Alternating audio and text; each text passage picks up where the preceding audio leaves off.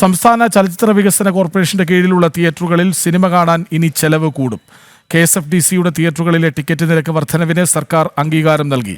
ഇപ്പോഴത്തെ നിരക്കിൽ 10% വർധനവാണ് സർക്കാർ അംഗീകാരം നൽകിയത്. ചലച്ചിത്ര വികസന കോർപ്പറേഷൻ MDയുടെ കത്ത് പരിഗണിച്ചാണ് നിരക്ക് വർധനവിന് സാംസ്കാരിക വകുപ്പ് അംഗീകാരം നൽകിയത്. ഈ വർഷം മെയ് 9 നൽകിയ കത്തിലാണ് സർക്കാർ നടപടി. വിവരങ്ങളുമായി പ്രജിത്ത് മോഹനൻ ഒപ്പം ചേരുന്നു. അതായത് പ്രജിത്ത്, ഈ കൈരളി നിള അവിടെയൊക്കെ ഇനി ടിക്കറ്റ് കൂടും. സാധാരണക്കാർ ഒരുപാട് ആശ്രയിച്ചിരുന്ന ഒരിടമാണത്. കാരണം മറ്റു തിയേറ്ററുകളിലൊക്കെ ഇരട്ടിയോളം വിലയുള്ളപ്പോൾ ഇവിടെയൊക്കെ നമുക്ക് പോയി സിനിമ കാണാൻ കഴിയുമായിരുന്നു.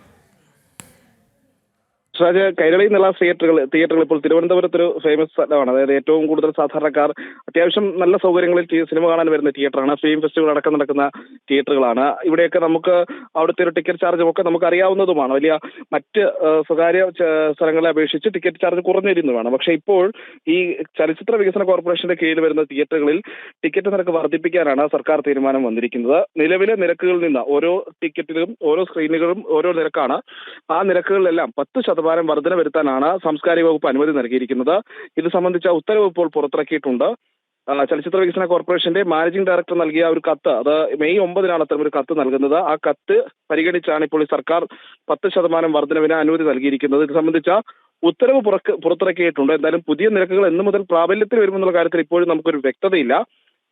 കൃഷ്ണൻ സൂചിപ്പിച്ചതുപോലെ തന്നെയാണ്. കാരണം ഈ തിയേറ്ററുകളെ ആശ്രയിക്കുന്ന സാധാരണക്കാർ മറ്റു സ്വകാര്യ തിയേറ്ററുകളെക്കാൾ കുറഞ്ഞ നിരക്കിൽ സിനിമ കാണാൻ ഈ തിയേറ്ററുകളെ ആശ്രയിക്കുന്ന സാധാരണക്കാർക്ക് അതൊരു തിരിച്ചടി തന്നെയാണ്. 10% വർധനം എന്ന് പറയുമ്പോൾ ഇപ്പോൾ KSFDCയുടേതായി കൈരളി നിള പേരുകളിൽ തന്നെ കേരളത്തിൽ 8ഓളം തിയേറ്ററുകൾ, മൊത്തത്തിൽ 17ഓളം സ്ക്രീനുകളുണ്ട്.